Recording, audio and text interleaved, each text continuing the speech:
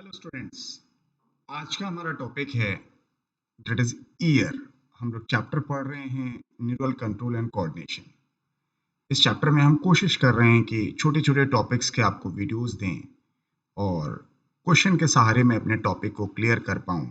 अपना प्रयास है, हो सकता है इस प्रयास से आपको कुछ बेनिफिट हो जाए, लेकिन हर चीज़ को काम करने का अपना एक तरीका होता है।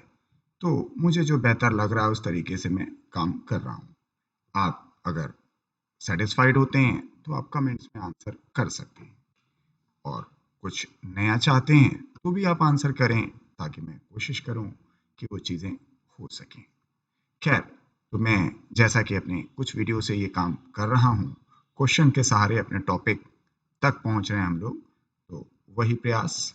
टॉपिक है हमारा ईयर। यस, शुरू करते हैं। पहला क्वेश्चन, विच पार्ट, कौन सा ऐसा पार्ट है, yes, which part is not included in the vestibular apparatus। तो पहले अपने कान को आप समझ लें। जो हमारा कान होता है वो होता कैसे है।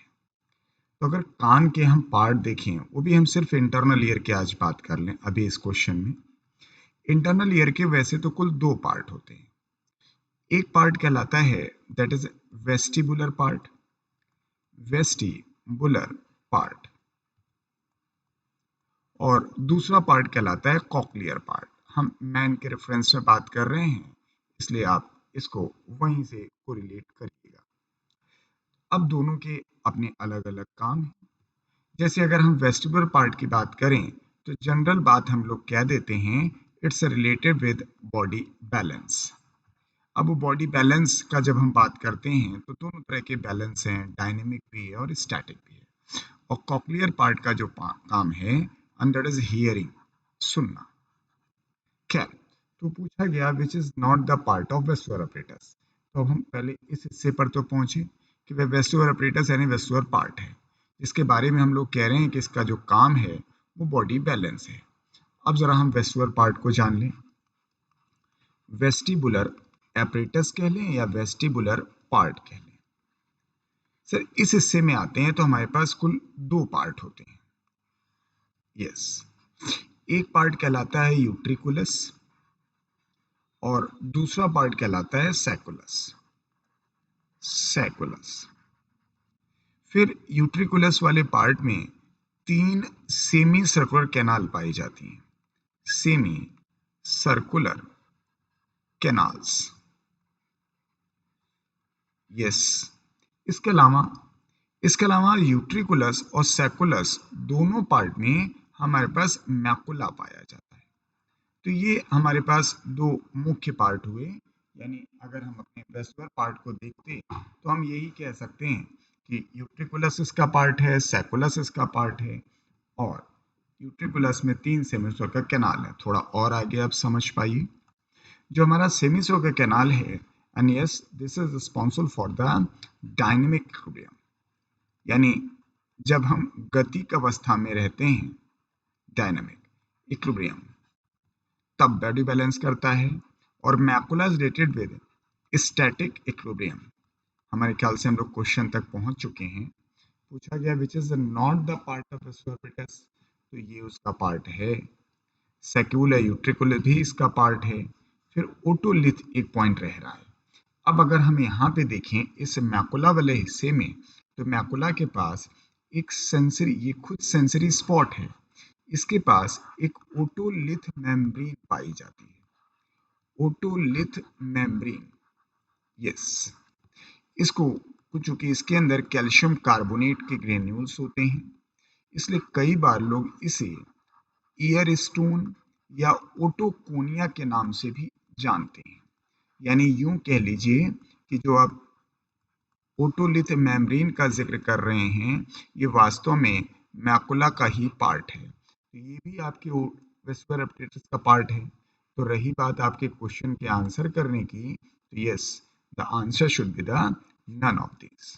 यानी ये तीनों के तीनों पार्ट हमारे यस वेस्टिबुलर apparatus के पार्ट थे। Yes, next question. In man receptors are stimulated by sound waves. यानी मैन में जो रिसेप्टर्स हैं वो स्टिमुलेट होते हैं साउंड वेव से। तो जाहिर है ये जो रिसेप्टर का आप जिक्र कर रहे हैं साउंड वेव के लिए, and that will stimulate the cochlea part, cochlea, क्योंकि यही हियरिंग का पार्ट होता है। अब कॉक्लिया के अंदर क्या होता है, जो यहाँ पर सेंसरी स्ट्रक्चर पाया जाता है उसे हम नाम देते हैं organ of Corti. Organ of Corti ये वो स्ट्रक्चर है जो हमारे कॉक्लिया में पाया जाता है और रिस्पॉन्सिबल फॉर हियरिंग।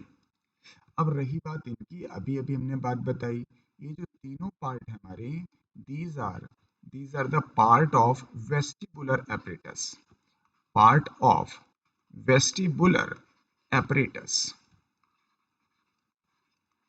एपरेटस। तो जाहिर है इसका काम जो है वो बैलेंस से है, तो साउंड वेव वाली बात ही नहीं हुई। तो आंसर तो हमारा आ गया कि कौन सा ऐसा पार्ट है जो साउंड वेव के द्वारा स्टिमुलेट होता है, तो ऑर्गन ऑफ कॉर्टाई। लेकिन अब इसमें इसको भी समझ लें, ऑर्गन ऑफ कॉर्टाई एक्चुअली क्या होता है ना, कि एक लेयर होती है, यस, इसी लेयर, इसको हम लोग आगे चल के जब पढ़ते हैं कॉक्लिया, तो इस लेयर को नाम देते हैं बेसलर मेम्ब्रेन। इस बेसलर मेम्ब्रेन के ऊपर कुछ सेंसरी सेल्स पाई जाती हैं। मैं ऑर्गन ऑफ कॉर्टाई बताने की कोशिश कर रहा हूँ कि होता कैसे है। यस, ये हमारी सेंसरी सेल्स होती हैं, इसमें सेंसरी हेयर्स होते हैं। हालांकि इनके बीच बीच में हमारे पास सपोर्टिंग सेल्स भी होते हैं, वो उनके अपने नाम भी हैं, बट हम नाम यहाँ पर जिक्र नहीं कर रहे हैं। यस, ये हमारी जो ब्लू पेन से बनाया वो सेंसरी सेल्स हैं, जो ब्लैक पेन से बनाया वो सपोर्टिंग सेल है। सर एक बड़ा अहम पॉइंट जानिएगा, यहाँ पर आपके पास एक मेम्ब्रेन पाई जाती है, यस, ऐसे। अब हम इसके नाम बता दें आपको। सर ये जो मेम्ब्रेन पाई गई थी, it is named as an tectorial membrane, tectorial membrane, yes. दूसरा, ये जो सेंसरी सेल्स पाई गई जिसमें सेंसरी हेयर पाया जा रहा है, सेंसरी सेल्स, इनमें सेंसरी हेयर भी है। और तीसरा, ये आपके पास सपोर्ट में नीचे की तरफ बेसिलर मेम्ब्रेन पाई जा रही है, यस। अब सर इसके नीचे भी आप झांक के देखिए, तो यहाँ पर हम लोग के पास इन सेंसरी सेल से कनेक्ट होती हुई बाईपोलर न्यूरॉन्स पाए जाते हैं, यस। इनसे कनेक्ट होती हुई ये बाईपोलर न्यूरॉन्स पाए जाते हैं, लाइक दिस। तो अब ये वाला जो सारा हिस्सा है ये एक फ्लूइड में होता है, उसे हम लोग नाम देंगे एंडोलिम्फ। हमारे ख्याल से इतनी बात से आपको कॉक्लिया का थोड़ा आइडिया याद आ गया होगा। एक्चुअली मैं पढ़ा तो रहा नहीं हूँ टॉपिक को, लेकिन मैं कोशिश कर रहा हूँ कि उतने हिस्से तक हम ज़रूर पहुँचें जिससे हम अपने टॉपिक तक ज़रूर आ जाएं। तो ये जो सारा हिस्सा हमने देखा, दिस वन, ये तीनों चीज़ें मिल करके यही कहलाता है ऑर्गन ऑफ कॉर्टाई। तो जब भी कोई साउंड वेव इंडोलिम्फ तक पहुंचती है तो इस टेक्टोरियल मेम्ब्रेन को वाइब्रेट करती है। टेक्टोरियल मेम्ब्रेन जैसे ही वाइब्रेट होता है, that further stimulate the sensory sales and इसको डीपोलराइज कर देता है, और यही डीपोलराइजेशन यानी nerve impulse passes towards the brain. तो आंसर तो कब का आ चुका है, मैं तो सिर्फ एक तरीके से आपका सपोर्ट कर रहा था कि वहां तक आप पहुंच जाए। Next question number 3, the tympanic cavity is connected to the pharynx। बहुत आसान सा सवाल है, ये आप एलिमेंट्री कैनाल में भी पढ़ते हैं।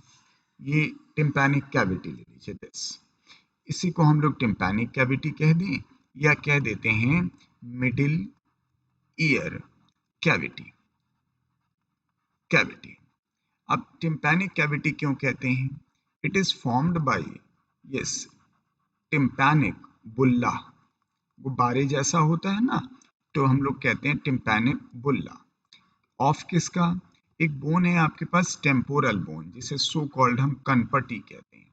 तो टेम्पोरल बोन की जो टिम्पैनिक बुल्ला वाला पार्ट है वो मिडिल ईयर कैविटी बनाता है।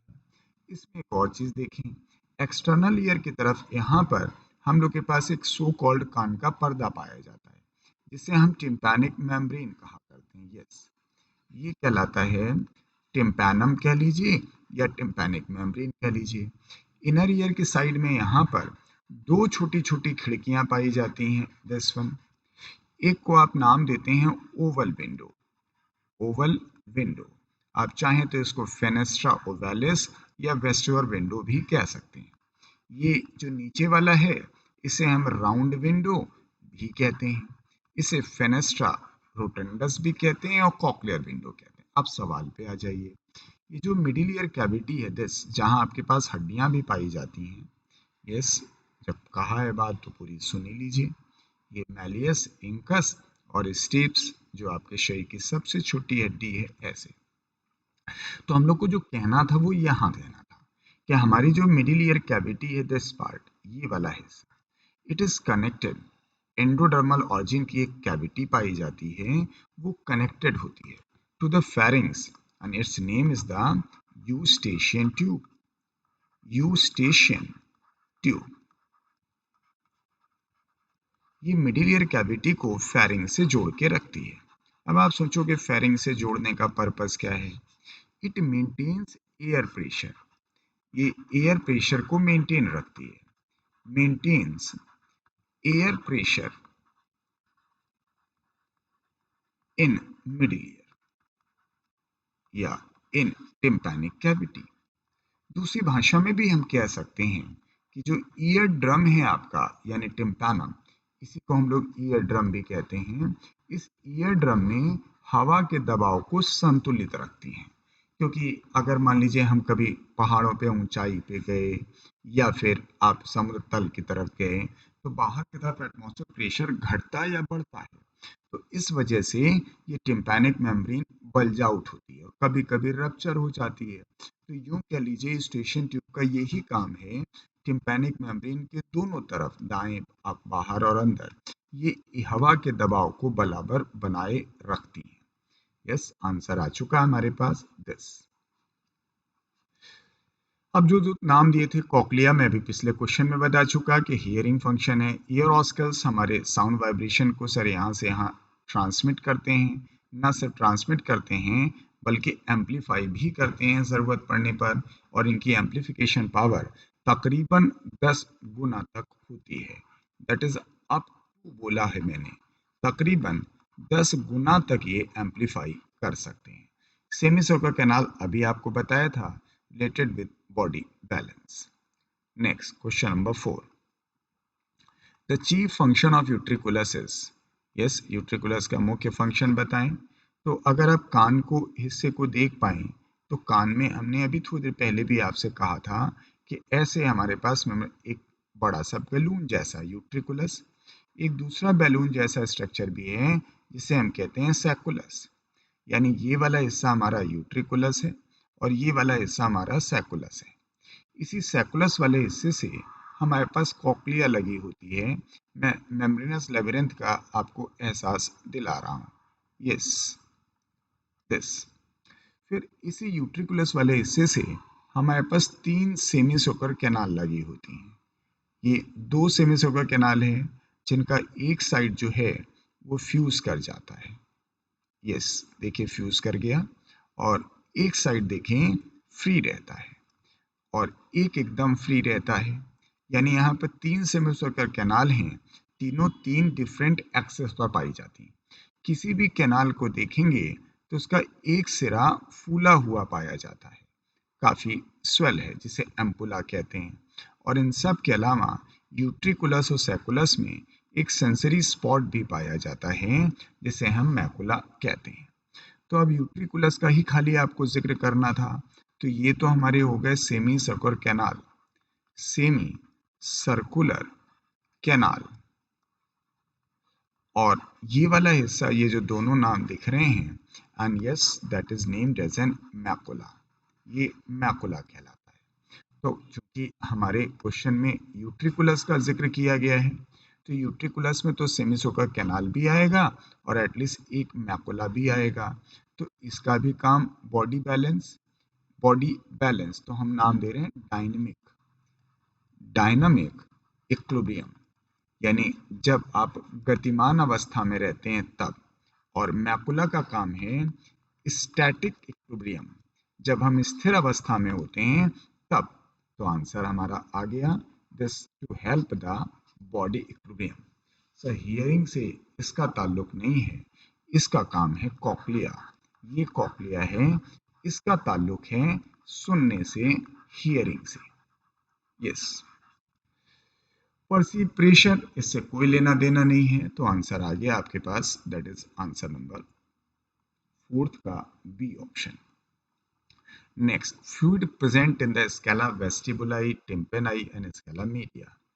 जैसे अभी थोड़ी देर पहले हमने आपसे कहा कि कॉक्लिया का पार्ट जो है वो ऐसे क्वाइल्ड होता है, यस कॉक्लिया का पार्ट, लेकिन सवाल है कितना क्वाइल होता है, तो एकदम फिक्स है, इंसानों में तकरीबन 3.25 टर्न इतनी क्वाइलिंग पाई जाती है। जो क्वाइलिंग है इज दिस। अब हम कॉक्लिया को सीधा कर दें, तो कॉक्लिया को सीधा कर देंगे तो हमें सर ऐसी दिखाई देगी, यस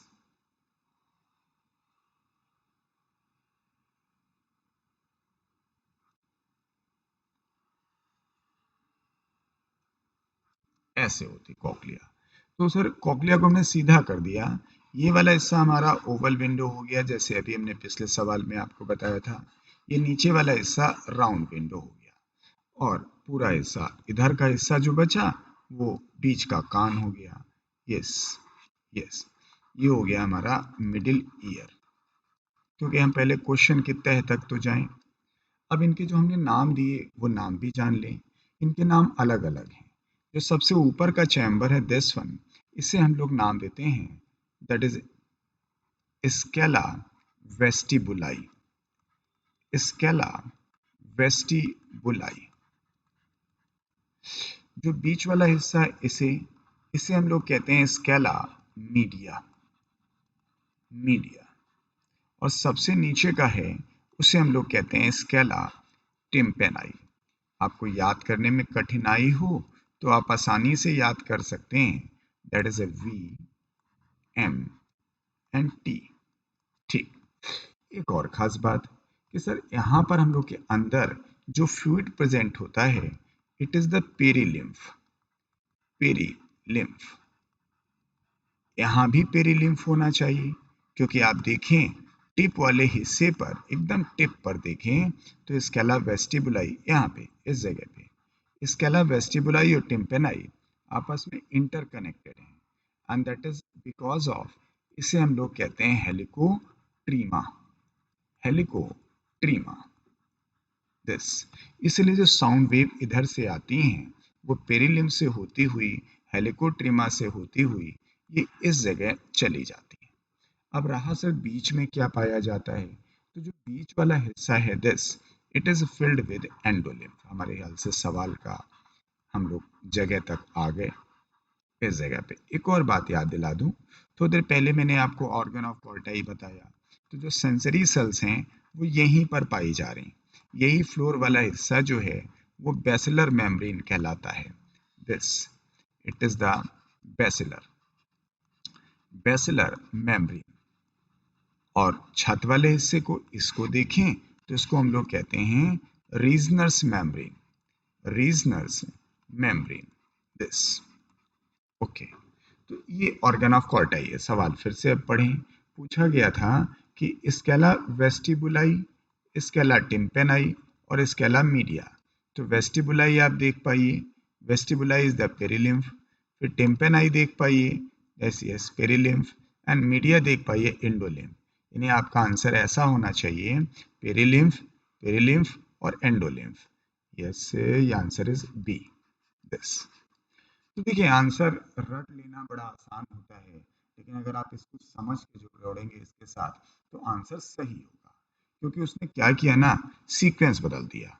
एक्चुअली हम लोग याद करते हैं वेस्टिबुलाई, मीडिया एंड टिम्पेनाई, उसने पूछा वेस्टिबुलाई, टिम्पेनाई एंड मीडिया। तो थोड़ा पहली बार वक्त ज़रूर ज़्यादा लगता है, लेकिन मुझे कॉन्फिडेंस है एक्यूरेसी कई गुना बढ़ जाती है। तो यस, क्वेश्चन नंबर हम लोग 6 पे आते हैं। The membranes labyrinth is concern with, तो जो हमारे पास इनर ईयर का कॉन्सेप्ट है, जो हम पूरा इनर ईयर देखेंगे उसे देख लें। Yes, inner ear, inner ear के दो पार्ट हैं। एक कहलाता है बोनी लेबिरेंथ, बोनी लेबिरिंथ,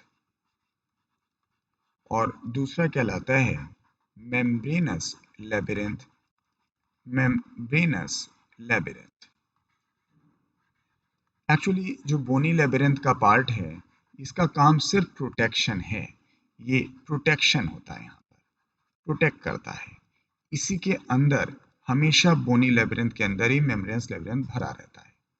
तो आपसे पूछा गया मेम्ब्रेनस लेबिरिंथ का काम, तो इसके हम पहले भी आपको क्वेश्चन में बता चुके हैं कि सर कुल मिला के इसके दो ही काम हैं। एक सर बॉडी बैलेंस, अभी हमने आपको बताया इसको सेमिसर्कुलर कैनाल और मैकुला के माध्यम से, और दूसरा वाला जो पार्ट है वो हियरिंग का है with the help of cochlea. तो आंसर आपके पास आ गया। पूरी मेम्ब्रेनस लेबिरिंथ आपने पूछी थी, तो हम हियरिंग एंड बॉडी बैलेंस दोनों करेंगे। अगर आप हमसे फुटकर में पूछते कि हियरिंग किसका फंक्शन है, तो मैं कहता कॉक्लिया का फंक्शन है। अगर आप बैलेंसिंग पूछते तो हम बोलते वेस्टिबुलर पार्ट का फंक्शन है, जिसको ऊपर के सवालों में हमने आपको बताया था। तो क्योंकि आपने दोनों पूछा है, इसलिए योर आंसर यही कान का फंक्शन भी है, this one. Next question number 7 पे आते हैं हम लोग। Sensation of hearing is produced bye result of. जो हियरिंग का सेंसेशन है वो किसकी वजह से होता है? तो अभी हम लोगों ने आपसे बताया था ऑर्गन ऑफ कॉर्टाई के बारे में। हम पिछले वाले डायग्राम पे आते हैं, जहां हमने आपको ऑर्गन ऑफ कॉर्टाई बताने की कोशिश की थी। एक इस जगह कि ऑर्गन ऑफ कॉर्टाई यही कहलाती हैं, these are the sensory cells which are present. हाँ, ये अलग बात है, सिर्फ सेंसरी सेल नहीं है organ of corti. These are the sensory group of sensory cells. They are present at the basilar membrane. इसके ऊपर के सवाल में देखिए, हम लोगों ने एक जगह ऑर्गन ऑफ कॉर्टाई यहाँ बताया था। तो ऑर्गन ऑफ कॉर्टाई के बारे में कहा कि हमने जब तक आपकी टेक्टोरियल मेम्ब्रेन वाइब्रेट नहीं करेगी, तब वो सर वाइब्रेशन की वजह से सेंसरी हेयर उसे परसीव करेंगी, डीपोलराइज हो जाएगी, और वही डीपोलराइजेशन ट्रांसडक्शन के माध्यम से हमारी जो है कॉक्लियर नर्व यानी ऑडिटरी नर्व में ट्रांसमिट होके ब्रेन तक जाएगी।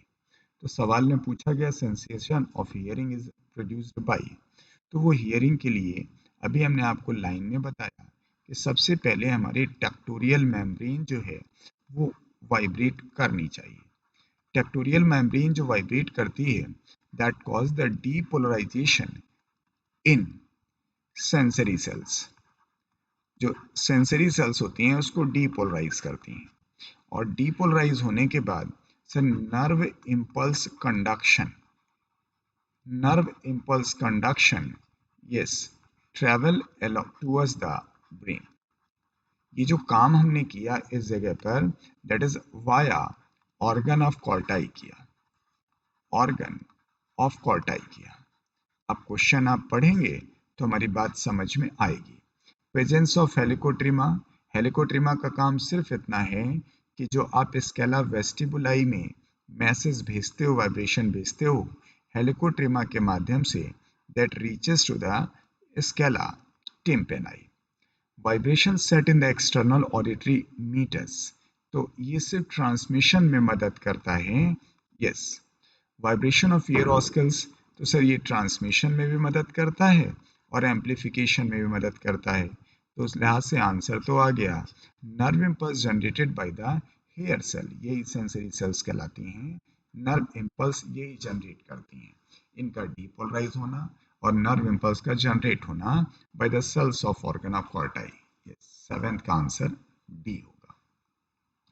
Next question number 8, identify the incorrect statement, यानी आपको कुछ स्टेटमेंट दिए गए हैं, इसमें बताना होगा गलत कौन सा है।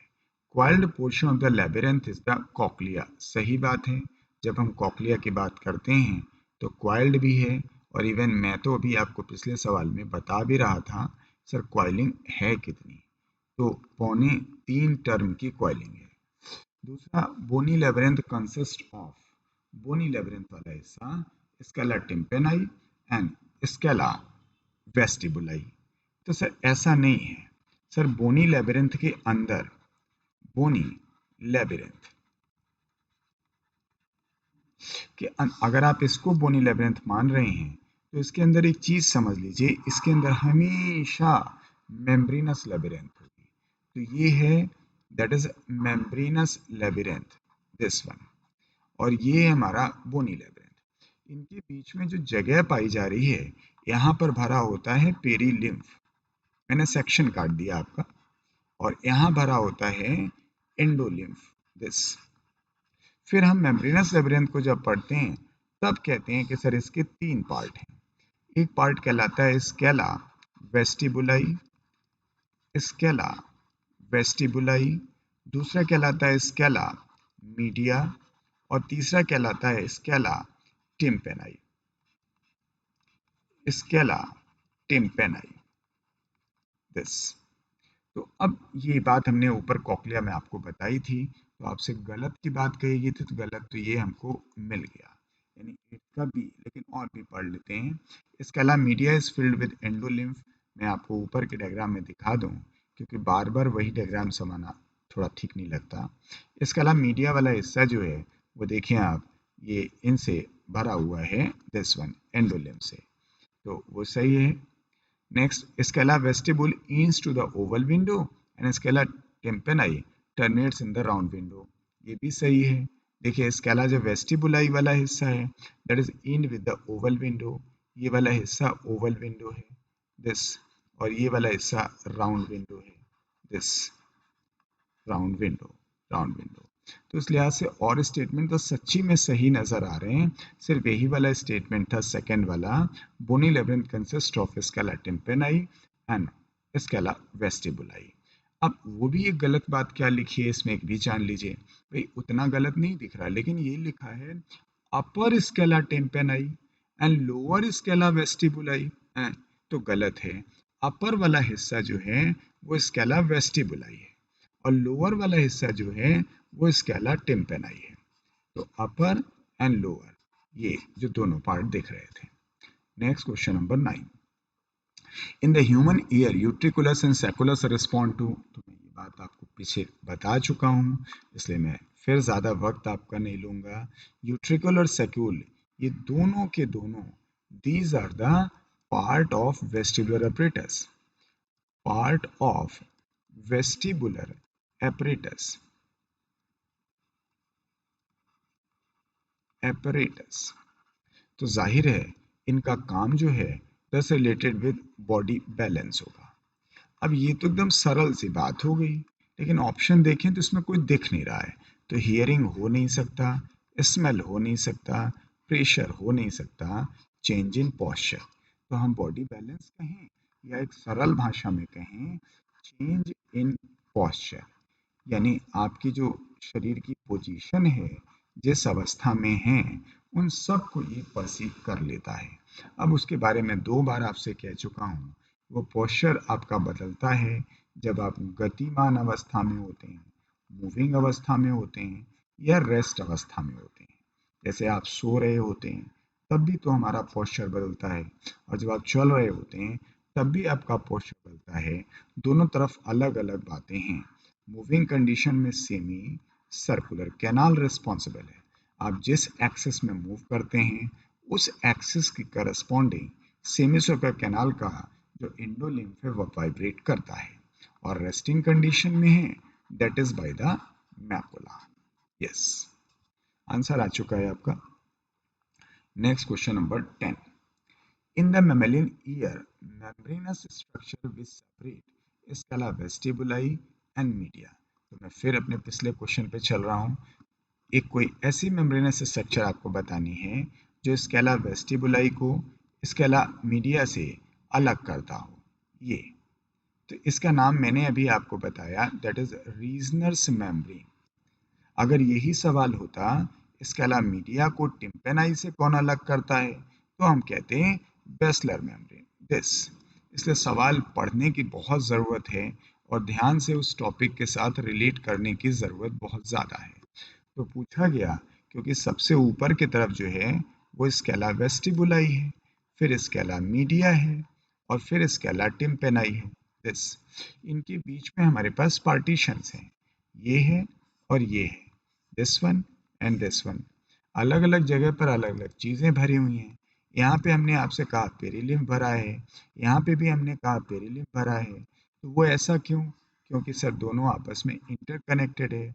वजह याद करिए, मैं दूसरी भाषा में पढ़ा रहा हूँ, दैट इज हेलिकोट्रीमा की वजह से, अभी पीछे के डायग्राम में। अब अपने सवाल पे आ जाएं कि भाई आप इन दोनों के बीच की मेम्ब्रेन पूछ रहे हो, तो मैं बता ही देता हूँ, it is a reasons membrane. वैसे भी आसान नाम है, आप कंफ्यूज हो सकते हैं।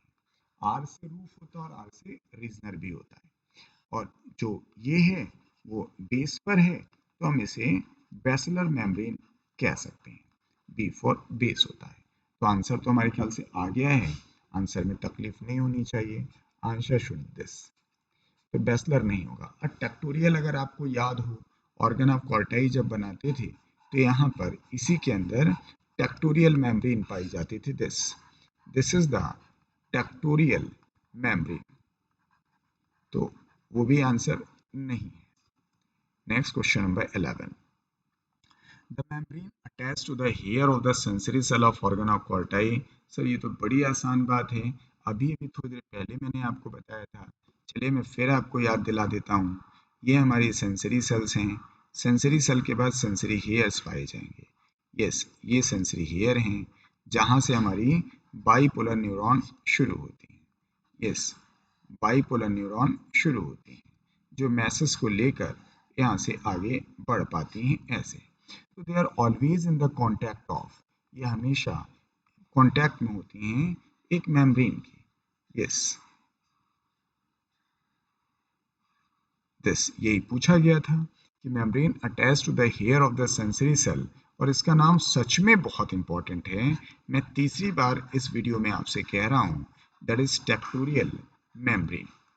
टेक्टोरियल मेम्ब्रेन, ये वाला हिस्सा हमारी सेंसरी सेल्स हैं, सेंसरी सेल्स, और ये हमारे पास बाईपोलर न्यूरॉन्स कहलाता है, बाईपोलर न्यूरॉन्स। दिख, तो आपका आंसर तो हो गया यस, कि वो मेम्ब्रेन जो आपके हेयर से अटैच है, दैट इज टेक्टोरियल।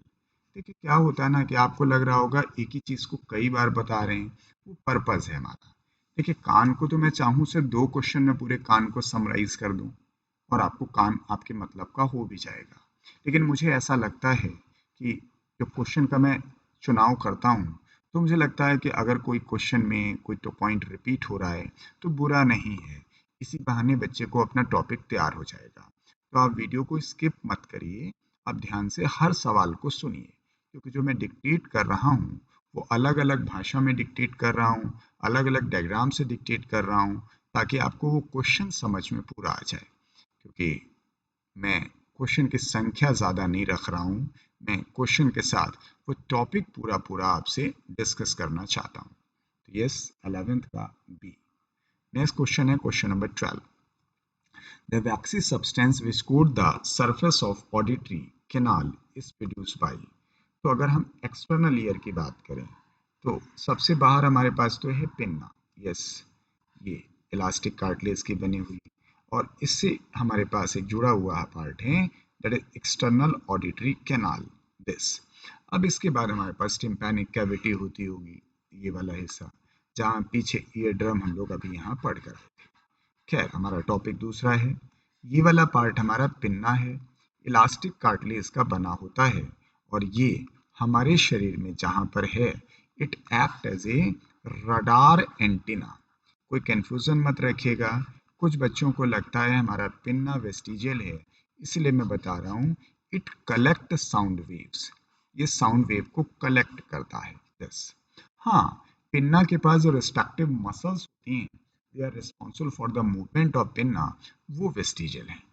फिर दूसरा पार्ट देखें, ये वाला हिस्सा हमारा कहलाता है external acoustic meatus.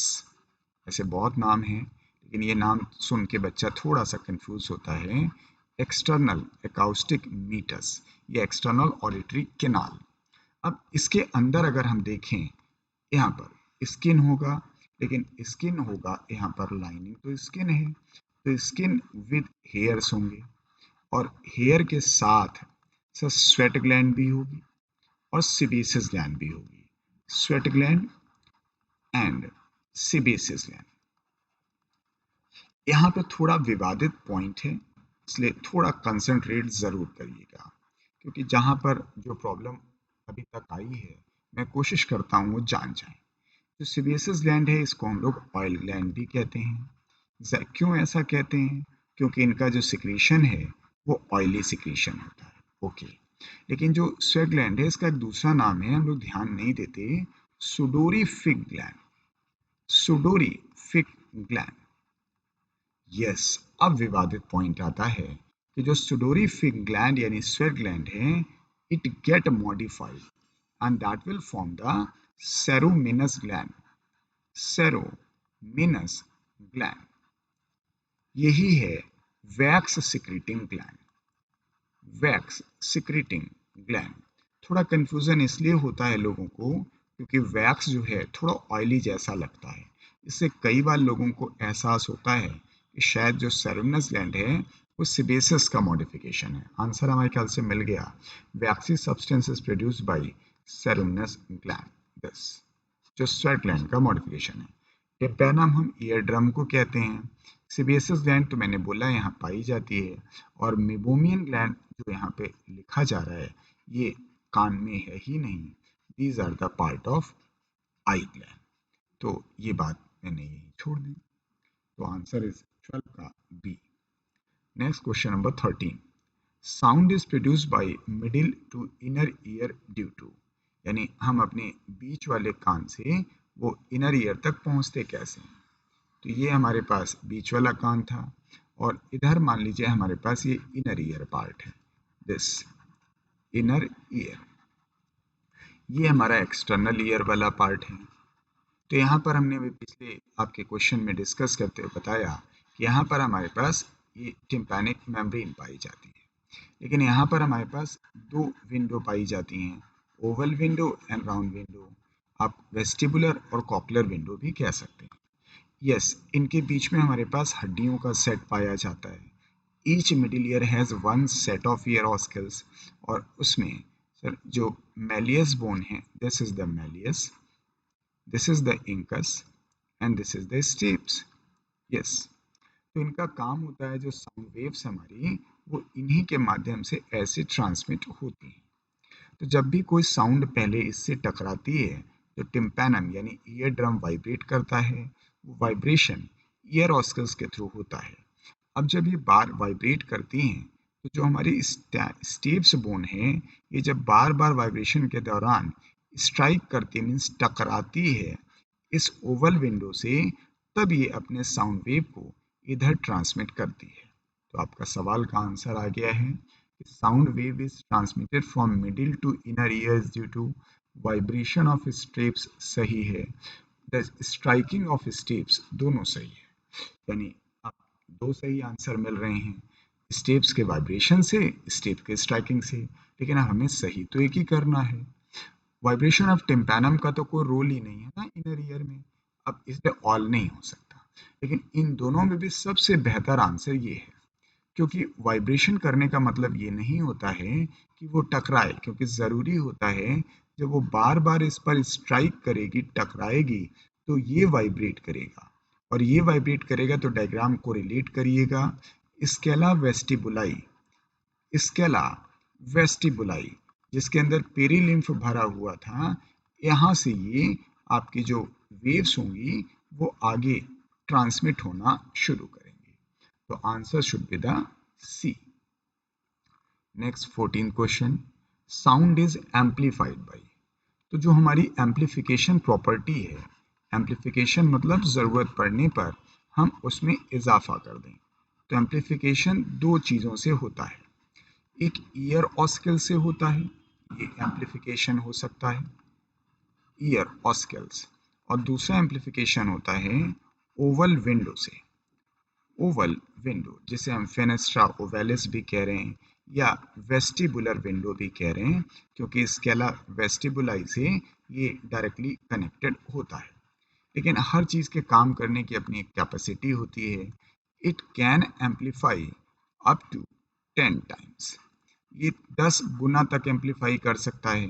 And it can amplify up to, that is 2.2 times, 2.2 गुना। तो बात आई कि भाई टोटल एम्पलीफिकेशन कितना कर सकते हो, तो टोटल एबिलिटी जो है, total amplification ability, amplification ability, sir हम इसे जोड़ते नहीं हैं, जब हम मल्टीप्लाई कर रहे हैं, टाइम्स की बात कर रहे हैं, एंड दैट इज 22 टाइम्स। तो ये अलग अलग पूछा गया। कान की एबिलिटी पूछी जाएगी तो हम 22 गुना बोलेंगे, फुटकर में पूछी जाएगी तो दोनों के अलग अलग। लेकिन आपने तो कुछ और पूछा है कि एम्पलीफाई कर किससे सकते हैं, तो पिन्ना का कोई रोल नहीं है, टिम्पैनिक मेम्ब्रेन का भी कोई रोल नहीं है, राउंड विंडो का भी कोई रोल नहीं, ओवल विंडो तो होता तो हम कंफ्यूज भी होते। तो answer is ear ossicles, yes 14 का सी। तो ये रहा हमारे कान के कुल 14 सवाल। इन 14 सवालों में हमने हर सवाल में कोशिश की कि कान के जो कॉन्सेप्ट्स हैं वहां तक हम पहुंच पाए। अब मैं फिर एक बात कहता हूं जो अक्सर वीडियोस में लोग शुरू में कह देते हैं कि अगर आपको हमारा वीडियो अच्छा लगता है तो प्लीज़ लाइक ज़रूर करिए, जिससे थोड़ा सा हमें कॉम्प्लीमेंट मिलता है, और बेहतर हो आप इसे शेयर करें, ताकि जैसे मैं कोशिश कर रहा हूँ कि उन सभी बच्चों की मदद हो सके जो बच्चे नॉर्मली ऑफलाइन क्लासेस नहीं कर पाते हैं, और इस समय स्थितियाँ भी ऐसी नहीं हैं कि ऑफलाइन क्लासेस फ्रीक्वेंटली आपको अवेलेबल हो पाती हैं। तो शायद उनका कुछ भला हो जाए, निस्वार्थ भाव से भी कुछ कर सकते हैं आप। तो वही काम जैसे मैं कर रहा हूँ वैसे आप कर सकते हैं। खैर, उसके अलावा भी अगर आप इंटरेस्टेड हैं तो मैं एक और ऑप्शन आपको बताता हूँ जहाँ से हम लोग और जुड़ सकते हैं। वैसे ये भी एक ऑप्शन है आपके पास, तो हमारा एक ऐप है, ऐप, उसे डाउनलोड कर लें। It's a free of cost, download app. अब आप कहोगे भी यह ऐप मिलेगा कहाँ पर, तो प्ले स्टोर पर, और हमारे ही नाम से मिलेगा, कोई बहुत अलग सा नाम नहीं रखा है, हमारा नाम भी ठीक ठीक है, इसी नाम से आप सर्च करिएगा, you will app get the app and download it. फ़ायदे, सर फ़ायदे बहुत सारे हैं। जैसे तो ये आपको फ्री टेस्ट मिलेगा उसमें, और टेस्ट कब कब होता है, fix day, every Tuesday and every Saturday, यानी हफ्ते में आपको 2 टेस्ट मिलेंगे टिल योर एग्जामिनेशन, तो ये मिलेगा। दूसरा, बहुत सारे आपको क्वेश्चन सोल्यूशन मिलेंगे, यानी I am available in 24 hour on the app, solutions of your problem. आपकी कोई प्रॉब्लम होगी, आपके कोई क्वेश्चन होंगे, उसको मैं कोशिश करूँगा कुछ हद तक सेटिस्फाइड कर देने की। फिर बहुत सारे मोटिवेशंस मिलेंगे। ये सारी चीज़ें आपको फ्री हैं, इसके लिए कोई पे नहीं करना है, क्योंकि एक प्रयास है। हाँ, एक और बात कि सारी चीज़ें फ्री नहीं हो सकती हैं, क्योंकि भाई हमारे लिए तो ये एक फाइनेंशियल इशू भी है। तो इसलिए अगर अब आपकी ज़रूरत बनती है तो हमारे क्लास, ऑफलाइन क्लास के लिए जो लेक्चर हैं वो भी वहाँ पर अवेलेबल हैं। वो lecture as a whole course available हैं, यानी वो लेक्चर्स आपके चैप्टर वाइज भी अवेलेबल हैं, और चाहेंगे तो कंप्लीट कोर्स भी अवेलेबल हैं जो मैं क्लास में पढ़ाता हूँ। आपकी इच्छा हो तो आप उसे देख सकते हैं। लेकिन इस यही नहीं, आपके नोट्स भी मिलेंगे, क्लास नोट्स, यस ऑल्सो, अगर आपकी ज़रूरत बनती है। लेकिन ये आपको कहाँ मिलेगा आप सोचोगे, क्योंकि कई बच्चा तो वाकिफ नहीं होता। तो go in my course option, मेरे कोर्सेज में जाएंगे, then will see lot of course, that is more than 50 courses, different different part के हैं, मोर देन 50 कोर्सेज। अगर आपको सिर्फ एक चैप्टर समझ में नहीं आता तो पूरा कोर्स लेने की ज़रूरत नहीं है। आप एक कोर्स लीजिए तो बहुत नॉमिनल कॉस्ट पे हैं, उसको आप देखें, और यस ज़रूरत पड़े तो आप उसे ले लें। खैर, इसके अलावा इनको मैं बहुत प्रेस नहीं कर रहा हूँ, आपकी ज़रूरत इनसे भी सॉल्व हो सकती है। अगर आप कहीं पहले से कोचिंग करते हैं, आपके पास नोट्स हैं, तो ज़रूरत नहीं होगी। लेकिन फिर भी आपकी ज़रूरत बने तो इधर आइए। लेकिन मैं तो सबसे ज़्यादा ज़ोर इस पे दे रहा हूँ कि आप जो टेस्ट होता है उसको ऑनेस्टली दें, इसका नोटिफिकेशन आपको उस ऐप पे लगातार मिल जाता है। खैर, हमारी तरफ से ये वीडियो पूरा हुआ, और वीडियो आपको कैसा लगता है प्लीज़ ज़रूर बताइए। मैं छोटी सी कोशिश कर रहा हूँ, इस कोशिश से किसको फ़ायदा होता है ये तो वक्त बताएगा, लेकिन हमें अपना काम करना है। तो yes, good luck to all of you. और ईश्वर करें आप आगे बढ़ें, हमेशा सफल रहें। यस।